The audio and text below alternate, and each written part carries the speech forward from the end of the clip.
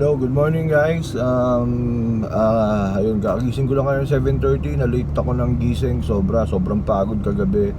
Galing kami sa outing ng company. As in, ang ginawa lang namin for the 24 hours is, tulog, kasi di ka naman makatulog ng straight dahil lalakas ang videoke, lalakas ang sa baba eh. So, di ka rin makakatulog na ayos. Doon napagpahinga ka, di ba? Free wifi naman, so aircon yung kwarto, so okay naman. Masaya, bonding talaga, as in okay na rin for me yung mga ganun masaya, wala nang problema, at least for the 24 hours lang.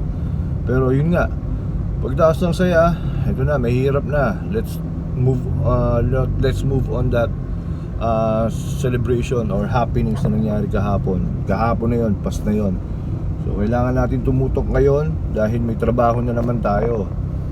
Pwede na umuwi or matapos, that's my ideal na pagtatrabaho. Pero pag natapos ko naman lahat, pwede na umuwi na maaga.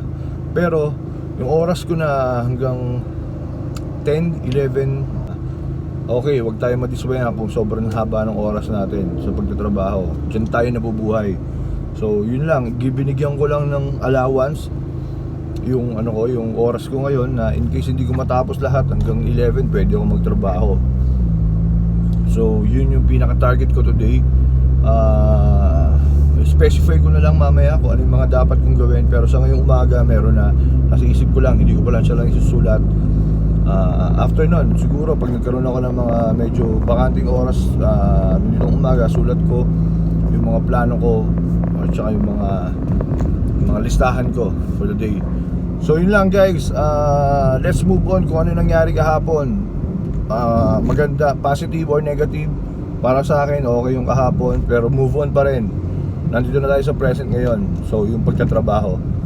Okay, thank you.